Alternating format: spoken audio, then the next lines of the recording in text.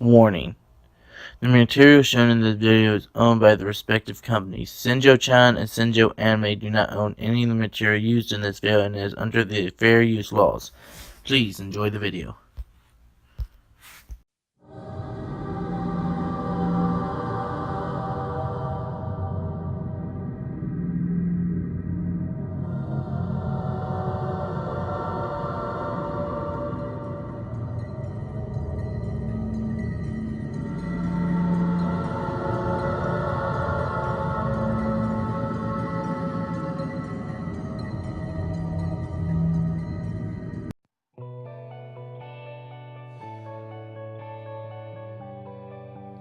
I love anime, and on some wavelength, I firmly believe that anime can fit in almost any genre whatsoever. It can be anywhere from comedy all the way to sci-fi to time travel. It can be anything. But here lately, I've noticed that one genre in particular they've struggled with over and over. They seem to be losing their touch, and that genre in particular is horror anime. Now this is nothing new. A little side note on me, I love scary things. I love reading scary books, I like watching scary movies. My favorite author is Stephen King, so that should tell you something. And for a while everyone knows that anime has to rely on more than regular films. Let me explain. Since anime is not real life, like horror movies or anything else, where the realism can grab you and you're stuck, anime has then to rely on psychological theories in order to get to your brain. It relies solely on how your psyche reacts. To give you an example or two of how this works right, I bring you to a few things. Higurashi no Naku Koro ni, or in English, When They Cry. Now, Higurashi is scary. I don't care what anyone thinks. The first time you watch it, especially if you're younger, it scares the crap out of you. No matter how many times you go through it, it scares you because the psychology that goes into it. You know what's gonna happen because it just reboots. Every time you reboot, you get that thrill of not knowing who's gonna be the next one to get killed off. So for me, Higurashi works so much better because it gives you the anticipation in your psyche. Another good one is Future Diary. Why? Yuno is crazier than hell. Yuno is the sole reason why Future Diary is scary. I mean, watch the anime and see for yourself that she's a crazy little bitch. I thoroughly believe that some anime who are not intended to be scary have very scary moments in them that if you're not, let's say, old enough or mentally capable enough to handle it, it can really make you lose your mind. A good one is Serial Experiment Lain. Now I tried watching that when I was about 13, and I couldn't watch past the 6th episode. Like, it drove me crazy. I was losing my mind. And then as I got older and I started watching it more and more, I'm like, okay, it's not that scary. But with the initial action, it got me. Another good one. This one scared the piss out of me. Like, I literally peed on myself. And that is Akira. Akira is a very scary anime. I don't care who you are, what you say, how you say it. It is a scary anime. So yeah, Akira is scary. Well, at least in your first view, because it grabs you with that thrill of not knowing what's going on. Since Miyoga of last season, or last year rather, aired, I was hoping for more. Hoping for a better anime to scare me and give me shock value. And I put off this rant until halfway through the series because I wanted to see if it would at least get better. It didn't. Any performance. But enough of that. Ladies and gentlemen, welcome to Senjo Anime. I am your host, Senjo-chan, and today I will be starting a new segment called Should You Watch? And today, the thing that inspired me to do this episode should you watch Osama Game, or in English, King's Game? There's a lot to get through, so let's get to it.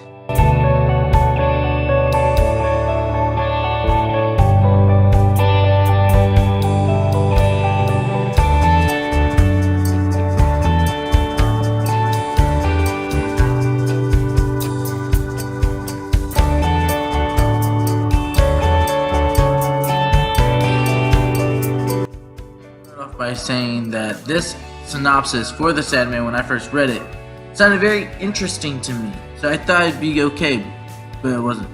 But to keep it short, Osama Game, or King's Game, 12 episode anime from this fall season, and it is from Studio 7. The anime is about a King's Game, where if you receive a text or attached to it, you then have 24 hours to complete said order, or you die. Pretty simple, right? Pretty interesting, right? Well, one day a new transfer student named Nubaki, however you want to call it, comes to a new high school and is immediately an introvert. However, when the game starts at the school, everyone thinks it's just a prank up until people start dying off one by one. The whole class blames Nubaki since he seems to be the cause, since he's the first one to come around when it started.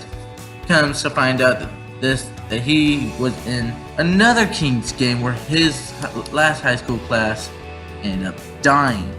So now it's just about him and the few friends he can trust and rely on come in and actually save and beat the king at his own game, so to speak. Now this is an okay synopsis if they did it right. My issues lie in the fact that the characters aren't developed in any way, shape, or form. The story is boring, it doesn't keep you invested, and overall it is just not a good anime. I was hoping for more. After watching Miyoga, I'm like, you know what? Hopefully this season they're gonna do something right, and this whole last 2 years horror anime has just pummeled. And not necessarily the fault of the anime, but more the fault of the studios that run them. My issue isn't really with the anime per se, but it's more about the studio that directed it. For those who don't know, Studio 7 is actually from its own studio. This is the newest anime that they have come out with, but they have worked on several other animes before. These said animes are included but not limited to 91 Days, May Guy Kill, and even Psychopaths. Psychopaths! Are you kidding me? You guys worked on Psychopaths?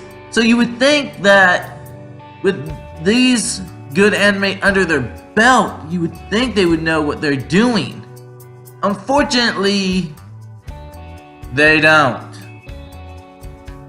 Again, this is not all bad. Some of the stuff they have are good. The animation is subpar, to say the least, but the opening track and ending tracks are great. The opening track is in English, and that's crazy to me because I'm so used to hearing the opening track in Japanese. But the English is not only well to understand, it's actually a pretty good song. I actually have it added on one of my playlists. A song called Feed the Fire, and it is by far one of the greatest songs I've ever heard in an anime to begin with. Honestly, I went and I waited until I was at the halfway point before I made this video. After 6 episodes, I just couldn't take it anymore and I had to rant. This is an anime not worth your time at all. A firm believer that you should give anime a try. A lot of people like the 3-episode rule. I myself make it a halfway rule. If you make it through halfway and you can't watch it, you can't stand it anymore, then get rid of it. Seriously, be done. And this was an issue I had with Shiki until someone told me, hey, no, it's good, keep watching. So, to each his own. I say watch about half of it. If you don't like it, go ahead. In most cases, this is the exception. All in all, think that if you're going to enjoy this anime, which you're not, come on, let's be honest. But if you are going to enjoy this anime, it's best for newcomers to the horror genre. All in all, this anime sucked. Like, I wish it did a little more. I wish it took a little bit more risk. I wish that Studio 7 actually did the research in order to make this anime to the fullest potential, because it did not. It flopped in every single aspect, and that hurts. So I really wanted the anime to do well, especially with the past few horror anime coming out. It's just not that good. Oh, I wish people knew how to do horror anime. If you're a studio out there, and by some magical miracle you're watching this and you can understand what I'm saying, take notes from horror anime. Take notes from stuff like Higurashi, Future Diary, Akira, if you find that a little scary. Take some notes off that. All in all, this is a terrible anime, and I'm giving it a skip it reading. I'm giving it a skip it. I had to. It's just not up to par. Now, if you're looking for good anime to watch this season, I have 3 recommendations for you. The first one is Black Clover. Now, this anime is more than a lot of people give it credit for. I personally am enjoying it. I can't wait to see where it goes. The second recommendation is Juni Taisen. If you want to watch that, that is a great battle royale type anime. And then the best one of this season, in my opinion, Magnus Bride, the Ancient Magnus Bride, off the OVA. I will be talking about that one in the coming weeks. These are the 3 animes you should watch, and this is the one anime you should stay away from. Please, if you take anything out of me and out of my advice, let it be this. And that's it from me. Appreciate those who kept watching. Like I said, take my advice however you like. I understand there are some people who are going to like it. Most people are going to hate it.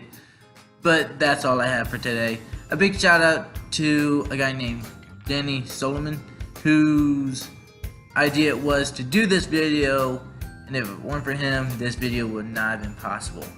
So that's it. If you like the video, go ahead and hit that like button. If you have anything to say in the comments section, please comment. I love to hear from you guys. I read all your comment sections.